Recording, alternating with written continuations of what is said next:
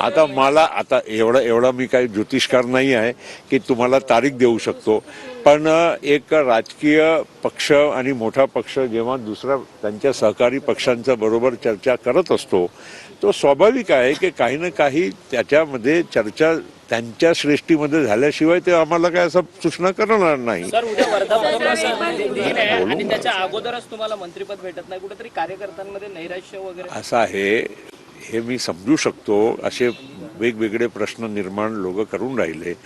आम्हाला काय नाकारला होता आणि दिलंच नव्हतं की द्यायची तयारी नव्हती असं तर अजिबात नाही ना.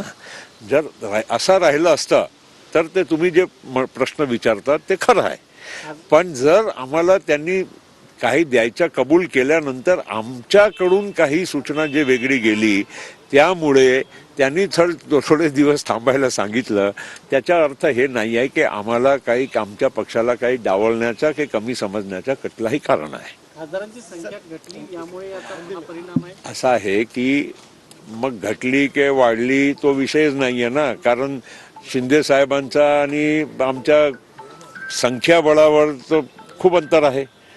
पण दोन्ही पक्षाला एकच म्हणजे त्यांनी सूचना किंवा ऑफर केली, तो त्याचा अर्थ हे पण समजू नका की काही त्यांच्या मनामध्ये काही एका पक्षाने दुसऱ्या पक्षामध्ये काही फरक आहे की भेदभाव आहे.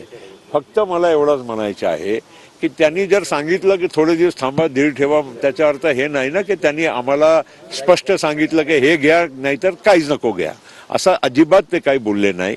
त्यामुळे आम्ही पण थोडा त्यांच्या शब्दावर जे काही त्यांनी आम्हाला भरोसा दिला आहे, आम्ही थोडे दिवस धीर ठेवू. आणि नक्कीच आज एक ज्यांना अलायन्स म्हणतात, एकमेकांची सगळ्यांना गरज आहे. उद्या महाराष्ट्राची निवडणूक आहे, त्या निवडणुकीतला आम्हाला सगळ्यांना एकत्र सामोरं जायचं आहे आणि नक्कीच आम्हाला खात्री आहे की काही ना काही योग्य निर्णय लवकरात लवकर त्यांच्याकडून घेण्यात येईल. सर, आज अभी 1 मिनट हिंदी भी बोल